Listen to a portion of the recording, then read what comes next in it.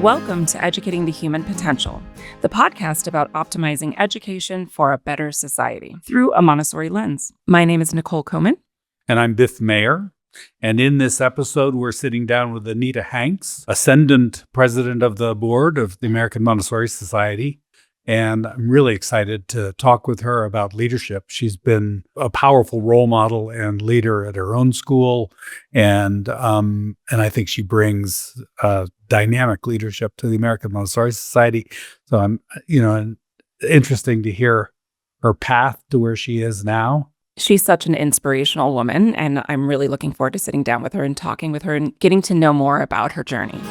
So, Anita, I'm so glad to have you here. Well, thank you. I'm glad to be here. I want to start with congratulations on your ascendancy to the presidency of the American Montessori Society. It's great to know you, and it's great to have the... I actually would like for you to start by telling us a little bit about the story of your own Montessori-ness, because it's generational. It is. I'm a second generation Montessorian. I've had the privilege of wearing many hats along the way, but my Montessori journey started when I was 2 years old in the Montessori classroom as a Montessori child. My mother was a Montessori guide, so, Montessori born and bred. Very much a part of my upbringing at home and in school. Ventured out into the world, got a business degree, and then found my way back to Montessori. Had to do a little bit of the wrong thing to find the right thing, and took my Montessori training. Started in the classroom, founded my own school in September of 2000. It's been 25 years. Incredible. It is incredible. It's gone so fast. And then really discovered a need in our community for quality teacher education and really understanding that the work at the classroom, the work at the school happens in the classroom, and having great teacher education. So started our own teacher education program, AMS affiliated and MACD accredited. In 2015, we're hitting a 10-year anniversary there as well. Congrats. And thank you. It's great work. It's passionate work. It's probably my favorite work. So many milestones, one after the other. It is. It's a big year. Yeah. It's a big year with AMS 65, the school 25, and the training program, the North Texas Montessori Institute at 10 years. Joined the AMS Board of Directors 7 years ago after completing my administrator's training in New York.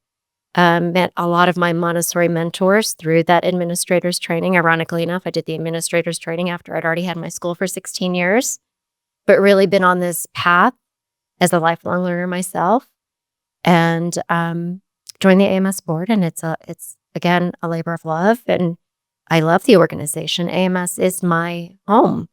It's my member organization, and so the work we do there is very impactful. And this year, I'm so honored to go into the role of board president, like you said, Biff, and excited for even more work to come. This is the right time to be at AMS. It's the right role, and I'm so excited. It is so dynamic. The world is dynamic right now, right? Everything we're experiencing, everything we're seeing, how the generations are shifting. So it's a great time to be in education. Absolutely. An important time to be in education. Correct. I have a quick question. Going back, I'm wondering, so you started this career, so you were a Montessori child, and then you went on and did your education and then went into the corporate world. What was the aha moment when you're like, I need to explore my roots, and I'm interested in going back? Absolutely. It was office work, very different. Sitting at a desk, not experiential. Didn't really connect with individuals. I was missing that human connection, and the work was not impactful. I didn't see the difference I was making. And so I think when your work is not purposeful, it's very easy to stick to it because it's what you studied and what the plan was. It's very hard to find a new path and then go down that path. But I watched my mother. I watched the impact of her work, and I knew it was possible. And I knew I wasn't experiencing that, and it wasn't okay. And I was still young enough to say, you know what? I don't think it's an age-determined thing, but I was young enough to be able to say, you know what? This isn't for me. I learned a lot, but I'm going to try something else. Had you stayed close to the work that your mother was doing because, when people grow up in a Montessori school, there's a significant gap before they actually go back as adults sometimes. Right. And so I'm interested in, what draws you back, and because it sounds fairly simple, but and I remember. Oh, it's not simple. Yeah, It's not a simple process. Life is a journey, right? And I've allowed myself, and I think this is what, in doing a lot of reflection, as I'm going into these new roles, has been, I've allowed myself to evolve along the way and understand it's a journey. I probably didn't understand that in my 20s. Now in my 40s and going into my 50s, I'm really looking back and seeing that I allowed myself to transform. I allowed myself to say, this isn't working, but it's not easy. And it was not a quick process. It wasn't like I woke up one day and I said, oh, I'm going to enroll in a Montessori teacher education program and I'm going to go on my early childhood credential. It was very much a reflective and a challenging process. I did stay close to my mother's work because my mother just retired in her early 80s. The work kept her young. And so her school was always part of my life and my upbringing. And I always found myself gravitating back there. And it was conversations with individuals and just hearing about their work made me realize that I didn't have that in my life. And of course, I've always had strong role models and mentors, and I've been very blessed in that way. But my mother did that for me, right? And I credit a lot of this to her. But I do think that having those mentors in general in life and identifying those people, whether they're teachers or friends or family friends or relatives, it's important to have that support system and those role models in your life, because when you're feeling that way, to have someone to talk it out with and have that guidance and that support is important. Do you try to facilitate that at the school and in the training program? Absolutely. Actually, I think that's more of my role now than school operations. We're going into 25 years at this school, and I've been very blessed to surround myself with educated, credentialed, qualified individuals. And there has been an avenue for them to grow as well into leadership roles or administrative roles. And that has allowed me to step back from the day-to-day operations of the school.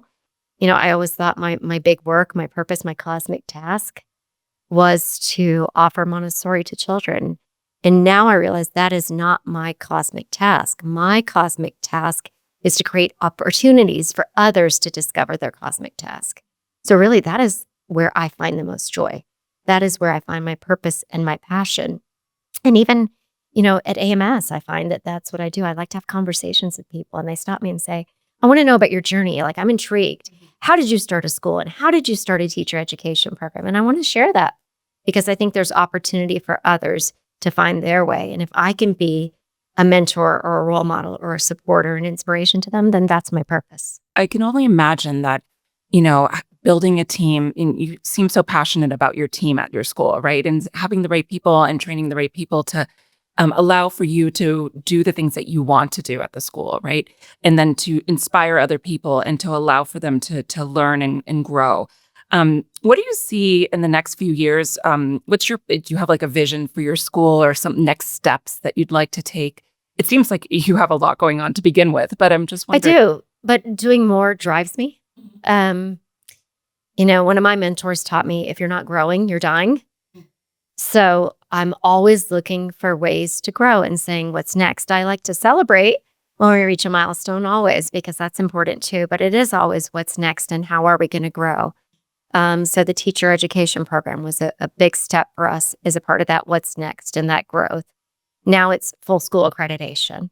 That's really something we want to aspire to and we're reaching to and we're in the process of. We're on the pathway to school accreditation. So that's a next step for us in building a bigger strategic plan. But we would really like to see ourselves being a larger school. We currently go through 8th grade, but if we can extend into those higher years as well and grow the program, there's so much value in it. And we understand that value in it. So that's something we're considering as well. And for our listeners that don't know that much about kind of the schools, the offerings of Montessori, how many schools are there in the U.S. or that you know of that are accredited for high school or offer high school? Very few. And Yeah. Biff, you may have some insights here too. No, There's I don't very know few. how many. I know it's very few. A lot of Montessori programs will transition to IB or interbaccalaureate programs for high school because of the type of high school diploma that's issued, and it's attractive to families. And so there's very, very few. but there's so much value in it again. So we hope to see that grow. But the challenge in going through that step of accreditation is having qualified Montessori guides in the classroom. And I think that's the challenge overall right now is teacher retention and the recruitment of adult learners to our teacher education programs. It really is actually quite a crisis, in my opinion, and something we need to be focusing on more, because without that, we're not only not going to be able to grow our programs, but we won't be able to sustain them. And that's not just Montessori education. No, it's not. It is. There's a mass exodus in education. In education, yeah. Yeah. And in your opinion, what do you think is attributed to that crisis? I hate to go back to the pandemic because that's what we always say. But I do think that was a point of burnout for a lot of educators. And I don't think education as appealing to the next generation that's coming up, and that we need to work on that. So Gen Z is really coming up. I just came off the AMS Symposium, big focus on Gen Z. And I think we have to shift our paradigm and we have to shift our approach and our communication and our functioning in schools to really make education appealing to the next generations. And their focus is different than ours. They're different than us. So doing things the same way is not going to be successful. It's not going to yield the same results, and we're not going to attract our future educators to our schools. I agree with that. And I think that, we've been talking a lot about Montessori in general and keeping the foundation in place, but being progressive, right? Correct. And going along with the times and welcoming kind of the new and the change. So what do you think the biggest change has been over the last few years in terms of kind of moving the Montessori, model and keeping the integrity of the philosophy, but also kind of keeping up with the times? That is the challenge. You hit the nail on the head. It is, how do we retain our core values as Montessori practitioners, but how do we embrace the changing times? And I think that's very possible. It's very doable, but again, requires a paradigm shift. And I think it's happening. When I started in education, when we opened our school, the focus was on academic rigor and academic outcomes. Now the shift in education is more focused on the holistic development of the child, which is very Montessori.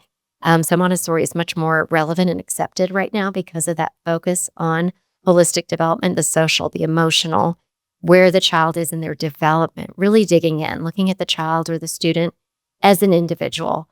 And how can we foster independence? Big buzzword in education, executive functioning skills. How can we make sure our children don't just have a strong academic foundation, but they know how to learn?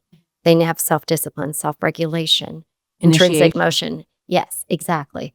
So that is where the shift is happening, and it's very supportive of the Montessori pedagogy. Also very supportive, I think, of a generation of potential teachers. We just have to reach them, because I think the defining factors of being a teacher haven't really culturally shifted. The way people think of teaching hasn't shifted. It's only the people that are in the middle of the educational world that know about that shift. And so getting people out there aware of the difference and what it is to be a teacher and to be a Montessori teacher seems to be critical if we're going to attract them. You know what I think the shift needs to be is we need to focus on impact. Mm-hmm. That's what Gen Z and Gen Alpha are really caring about. It's not so much the financial compensation like it was for us when we're looking for a job. Like, what's the ROI? For them, it's about the global impact. Even just the impact that they're making in their work. The difference that they're making in the work that they're doing. That's what matters to them. And that's beautiful. Mm-hmm. But are we really connecting with them on that level to show them how that happens in our classrooms and in our schools? Mm-hmm. And I think if they can see that, they will be much more drawn to the work, to our teacher education programs, to our schools, to the trade that we do and the work that we do, and be passionate about it. And that's what we want. But I don't think there's enough emphasis right now on impact. Yeah, and I think that's really true. I mean, it seems to me like it's something that we eventually get across to the parents that enroll in our schools. And it's something that we definitely get across to the graduates that have come through our schools. But to reach people that haven't started on the journey yet, is a real challenge. Yeah, you look know? at the difference you can make. I Yeah, think that's the approach. Exactly. Let me talk to you about the difference you can make in a child's life and then impact the rest of the world. This is what you're going to do in your work. How exciting and how big is that? And how do you all think that we can do that, though? How do we reach these people, these future educators? I mean, I know that's the million-dollar question here, but I mean, what do you think that we can do? Another $1 million question. They're digital natives. I think Yeah. Going through digital outlets, as much as, that seems contrary to what we do, is important. I think content that says that, the messaging in that content, how are we delivering that content? Gen Z likes videos, right? They like to watch things. They like short videos. Like that. Those are the things that need to be flashing in front of them because that will catch their attention. And I do believe there's so much potential in this generation. And that's how we have to ensure that our work continues, is by reaching them. Yeah, and that has to be done by everybody. I mean, It does. Because, AMS can do what AMS can do.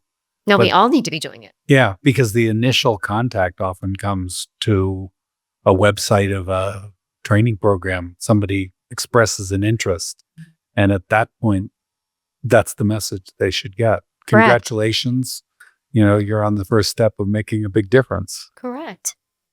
To go back to burnout, because I think burnout's a really hot topic when we think about It is, education. and it's real. Yes, and it's very real. In your experience over the years, what have you done? So the number one thing we would think about is that we would want to support our teachers in their emotional, mental health. Sure. How do you address that at your own school? And when you think about you see a teacher maybe getting overwhelmed or burnt out and you want to make sure that they're okay, what do you think teachers or administrators can be doing to support their teachers when they're going through that journey? First, recognize the challenges, right? Don't just let it happen and let it happen and let it happen, but just being cognizant and being aware and present and honoring that moment of, today was a hard day. Are you doing okay? I think it's as simple as that sometimes. The acknowledgement of it all. Correct. Yeah. Correct. I think sometimes there's a disconnect between the teachers in the classroom and administration, and you can't have that disconnect. Mm-hmm. You have to very much be there and be supportive and have a connection and a relationship. So I think that comes first. And I do think it is also in the structure of a school day or a school year where are your educators getting a break? Where are they getting some kind of rest or restoration for themselves that they need? Biff, I don't know if you saw the keynote years ago. It was Ashley Judd. Yeah. And she said something that has been so profound for me that I took it home. I shared it with my husband, Nathan. And she said, you can't give what you don't have. Right. And all day long as educators, we're giving and we're giving and we're giving. If you don't have it, you can't give it. So how do we fill our tank? How do we get back to ourselves? And I think self-care is a part of that and self-awareness, but it looks different for every person. So I think really knowing, for me, I know, or I try to know, I hope I know what my teachers need. And it looks different for each one of them. Some of it's, I need a day off. I need some time. I need time with my family, or I need an hour, a couple of days a week to really get caught up on these things. And it's not a one size fits all. It's really just like we look at each child as an individual. You look at each of your educators as an individual and see what really fills their tank and what they need and how you can provide that. For some of mine, it's, I don't want to work in the summers. I can't work in the summers. I really need my summers. That's my time. I know for me, I need a few happies in my day. I need some moments of joy. I used to think, for rest and to fill my tank, I need to go on a vacation. I need to take a break. And that's temporary. Well, it's great. It's temporary. For me, at this point in my life, I've discovered I need little moments in my day of joy. Whether that's taking 5 minutes just to enjoy my cup of coffee by myself and breathe and look out the window. That's a moment for me. It fills my tank a little bit. I've learned to block my schedule from 1 to 1:30 every day where I just have lunch. I have lunch at my desk. I don't have any meetings. My door is closed. And that gets me through my day, keeps my energy up. So I think it is finding those things that fill your tank, because you can't give what you don't have. Yeah, that's such an important lesson. I love that. That's great. I was just about to ask you how you fill your own tank. So It's the little things in the day that really do it for me. And then it's the spending time with the family. I have three children, and my husband, he runs multiple businesses. It's a busy time. I think those family dinners, they fill my tank. Just being around the children, at home. sometimes calling my mom. It just fills my tank a little bit. It's that little happy in the day. And it carries me. And so I try to be very self-aware. And when I'm having a happy moment, I think, oh, I just had a lift. What gave me that lift? And how can I put more of that little moment in my everyday? But that really keeps me going. It's the small things. Yeah, it's the flip side of what you were, when we first started talking, you were saying about it, how you're always kind of thinking, what's next? What's next? And I was wondering, when you're constantly thinking what's next, you get to a point where your tank is empty. Yeah. But it's really, No, I'm glad to I've hear been that. much, and I think that times have changed. Yeah. When I started in education, self-care wasn't something we thought about. Mhm. It was just like work. It was indulgent. Yeah, rest used to be a very indulgent thing, right? It was a reward we gave ourselves. Now it's just something you have to have. Well, I think we also have to have. we also had judgments about people that Yeah. talk too much about resting. Sure. But just as Anita said, I think it's so important for that self-awareness piece to know what you need. Some people need time. Some people don't need time. They need to be, distracted or busy. But, it's important to find that thing that really fills your cup. I like that. Yeah, I Yeah. think the first example of that I learned, I think, was that there are some people that have to be alone in order to regenerate their energy, and there are other people who actually regenerate by interacting. They need the interaction in order to build their energy back. Mhm. Which So I is- think circling back around in our schools, really connecting, having relationships, understanding who an individual is, and then adjusting accordingly. Again, I've always tried to view the school as it was my larger classroom, right? Just as I expect my guides to be with their students in the classroom, that's how I am, or how the administration of our school is in operating the school. It's in a very Montessori classroom-like way. And it's worked. It's worked beautifully in an environment where there's Montessori in the workplace, right? Is really what we strive for and what we call it. But it's so important. And I think that's a game changer for schools. And schools that I've seen not retain their teachers and not be so successful, it's because they don't incorporate those practices. It's funny. We one of the people that we've talked to was telling us that Montessorians always talk about how preparing to be a Montessori teacher requires transformation. You actually transform the way you approach children and the way you approach life. And that person was also saying that facilitating teacher training, or facilitating probably a school too, is a second transformation. Because in that case, you have a whole new way of looking at the growth of the adults in your environment too.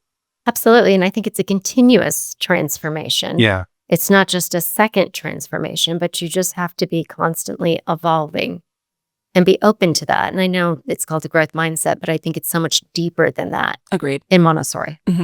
Agreed. I want to pick your brain about this. You're such a successful administrator, school owner, head of school, and, Montessorian in general. I'm just thinking about teacher training, but for your current teachers at your school and continuous learning, right? And so for professional development, what kind of trainings do you provide for what topics are you looking great at? question. Because I think maybe for some of our listeners that maybe are administrators and thinking about, I need some new ideas for professional development. What could they be? So I'm wondering if you have any good suggestions for. Yeah, I think it can vary, and it does vary. Professional development and lifelong learning is such a deep core value for Montessorians. We have 20 of our guides here right now at the Montessori event. It's Wow. a big investment for us, but it's a game changer. They are valued. They are important. Mhm. Their lifelong learning and their need for lifelong learning is valued by us. And so they're here. And so first of all, I think it's making the investment and carving out the time for them to have that. Just gives an indirect message of your lifelong learning and your professional development, and you are important. We do a lot of goal setting at the beginning of the year, just personal and professional, so that they have a roadmap for the year and what they want to accomplish. We're always looking at growth as an individual and how that can be within a school community. So that goal setting at the beginning of the year is impactful. I like a wide variety of professional development throughout the year. So we'll look at learning outcomes. That might be an area in which if they don't feel like they have what they need, or their materials are lacking and we need to dig in deeper. So that's a little bit of an academic area that we look at. Then we'll pull a self-care area or something that they express interest in. And we get their feedback on like what they want to see for the year. That's fantastic. Absolutely. Just to It's hear important. back from them. Yeah. Yeah, this is what I need. This is where I am in my classroom. This is where I feel like I could use more support. And I mean- again, that acknowledgement, again, of your staff, just thinking about what they need throughout the year, not only in training, but just what they need to fill their cup. Absolutely. And then because we have these tenured Montessori guides, it's been a while since they've been in a Montessori training classroom. And so we find some area of Montessori philosophy to reconnect with, whether that be observation or the role of the adult in the environment. We find something to go back to Montessori philosophy and our foundations to reconnect with and refresh on. So every year that looks a little bit different as well. And then there'll be a more today's type of topic, whether that's how to incorporate technology in the classroom in an age-appropriate and Montessori-appropriate way. There'll be a topic like that every year. So a wide range of professional development. And then we have it in service day every 4 to 6 weeks. And our families know our core, it is. You have an in-service day every 4 to 6 Usually weeks? about every 6 weeks, but we try. That's It's very built in. impressive. We are very open with the families when they're getting to know our program that we value lifelong learning, not just for the children, not just for the families, but for our guides. And the more that they're valued and the more they're invested in, the more they invest in your children. And so it is a culture. It is an acceptance, but it's important. And so we do it. We do it. And it is hard for working parents. And it is probably for some families, it doesn't work for them. But for other families, they get it. They see it. And going full circle, burnout is real. When you do that, do you provide childcare during those Nope. days? No. No. Because everybody has to participate. Everybody's participating. Yeah. And you want your assistants to feel valued too. Yeah. So for instance, today we closed the school. Lead guides are here. Yeah. Assistants are home, but they're attending virtually. Yeah. So we have professional development going on Yeah. for everyone. Yeah. I mean, I think it's in a particular way important when you have guides that have been with you for a long time, because it's quite natural for people to find ways to make their lives easier, as they Right. go along in the work. And so they have to have times when they challenge themselves and they go back to what drove them initially and see whether they have taken paths that have, for their own convenience, Correct. they've actually changed the experience for the kids in their charge. I think if you keep doing it the same way year after year, you lose that fire. Yeah. So it's not even just reconnecting, but it's adding on. Mm-hmm. And I know you know this in teacher education. You do get disconnected from the philosophy over time. You Mhm. do get disconnected from what you learned in your training and that excitement that you had. So we have to reignite that fire. Mm-hmm. But that is what feeds one piece of retention. Yeah. Right? For our teachers and our educators and our staff. And it is other staff members too in the school. It takes a village, right? Yeah. I mean, we're a big school community. We have 400 students, and it is. And the team is, 75 plus, and they are all important. They are all important no matter what role they play. And so their professional development is important, but it doesn't look the same for everybody. And it's easy to say, oh yeah, we can in-service day every 6 weeks. It's not easy to take it or to plan it or to execute it or have it accepted, but it's important. And so it's been a process. I've had 25 years to build this team and build this up. It's not going to happen in day one. And I think that's some advice I would give educators is work up to it. Have a 3 to 5 year plan and say, okay, this is where we want to be in 5 years. And this is how we're going to work backwards to get to this point. In year 1, we're going to initiate this. In year 2, we're going to initiate this, because you have to give the community time to work their way into it. Yeah. I want to go into before we have to let you go. I'm just curious about the presidency coming up. Yeah. She is going to be the next president of the board. Yeah, of wow. AMS. Right? Yes. And I love that female empowerment too as well. But I'm just wondering, what is going to be your main initiative while you Great take question. this I've been role? thinking about that for quite some time. I'm going to start with teacher retention. I think that's something AMS can greatly support and where our schools are most in need. And then I would say our teacher education programs. All the great work happens in teacher education. It is just my passion. Without those programs, without their efforts, we would not have educators impacting the children each and every day in the classrooms. So accessibility of teacher education, not just accessibility, but acceptance and an attraction to it. Like what makes it so great to go into a Montessori teacher education program? And I want us to create that.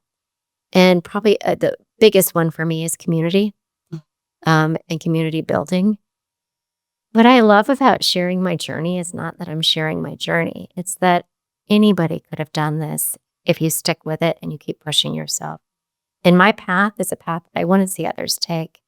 And I think there's so much opportunity and there's so much potential in our community. And if I can share my journey and I can be a mentor or I can support someone, and we all can do that. And we can all start to do that and build up this community and bring in the next generation of Montessori practitioners. I think that's a beautiful thing.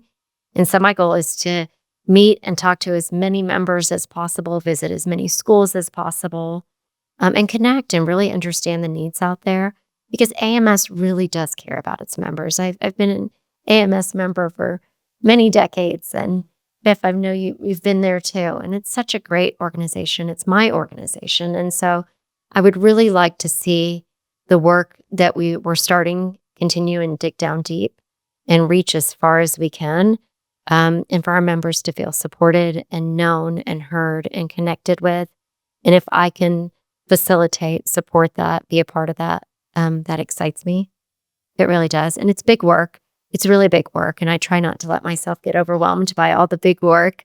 But I'm so excited. I'm so excited of being at AMS at this dynamic time in the world, dynamic time in education. I know there are challenges, but there are also opportunities. And they're great opportunities, and we're going to take them. So I'm very excited just to be a part of it. And that's so clear. You seem so passionate and so ready and so eager. And so there's a lot of exciting things to come for AMS with you Thank at you. the helm. Yes. Thank you. So tell me what you would tell somebody who's entering the field where you entered some long time ago. Well, if I entered when I was 22 and I thought I knew it all, and I definitely didn't know it all, but I learned very quickly that mistakes were learning lessons. And it's okay to have those mistakes. And I'm not striving for perfection. Life changed very much in my 30s because I had my own children. And I became much more empathetic to parents because I understood that a lot more. I was living it. In my 40s, I'm more focused on strategic planning. But there are definitely some lessons I wish I could tell my younger self. Probably the most important one would be to take a pause. I think that's one of the most important executive functioning skills out there is take a pause. You don't have to answer right away. You don't have to act right away. Take the pause. Take a moment to think through what you need to address, what needs to be done. And whether you're an administrator in the classroom or having a conversation with a parent or another person in your community, just take that pause. I think the most successful people in the world take that moment. So that's Time is a big on your one. side. Yeah, time is on your side, and we forget that. We don't give ourselves that. But that really is where the best work happens and the smartest work happens is in that short 5-second, 10-second pause. So that's a big one for me. Another one that I've learned, and it's taken me, probably until most recently to learn, is nothing changes if nothing changes. And I like that. yeah, as an administrator, sometimes you have to make bold decisions, and they're scary because you're impacting and you're affecting so many people. But nothing changes if nothing changes. And I remind myself of that when I have to make those bold decisions, and I make them, or I don't make them. But I make that decision knowing that. And some of the boldest decisions I've ever made were the best decisions I made that had the most positive results for our school community. And so I still have to remind myself of that to this day when those bigger moments come. But you have to keep saying that. And the last one is to find joy. I think there's so much joy in the work that we do. And sometimes in being an administrator or a head of school, you lose sight of that. But we work with children and we work with families, and there's so much joy in that. So I find even in the most challenging moments, there's a place to find joy. And you have to, because again, that's what drives you. That's what makes you realize that the importance of the work is those joyful moments. And so I really try to find joy, even if it's in a a really boring meeting with the admissions team. I love the people I work with. I find joy in that.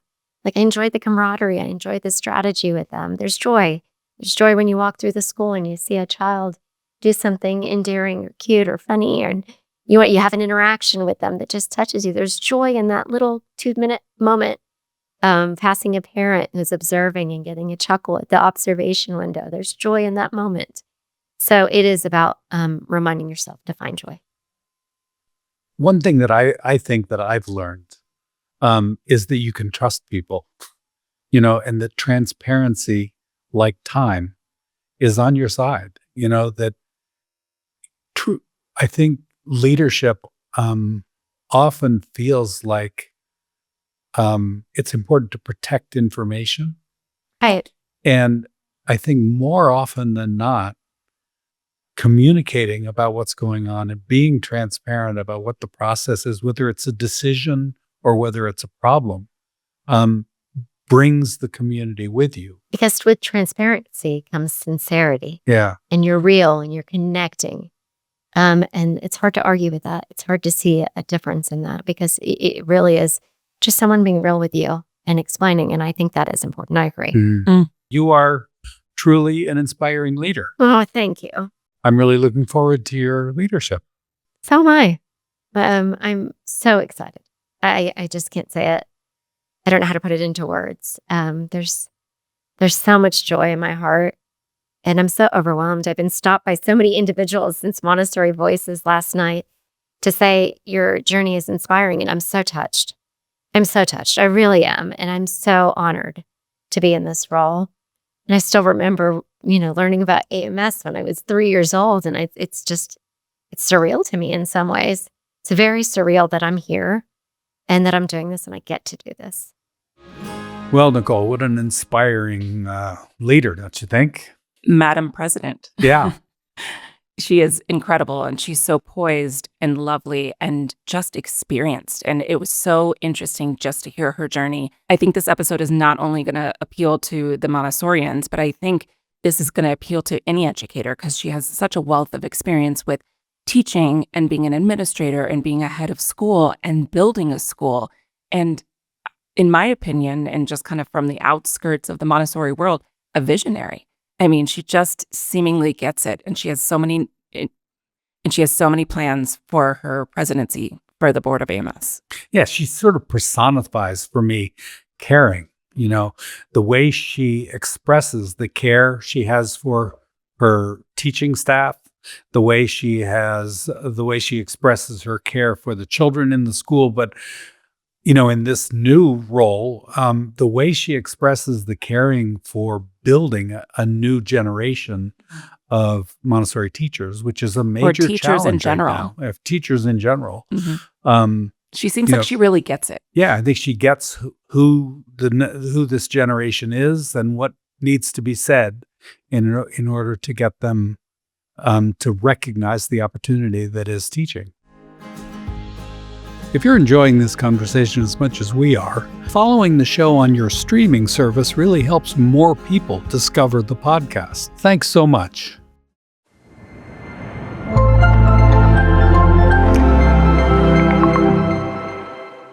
This podcast is produced by AMS, the American Montessori Society.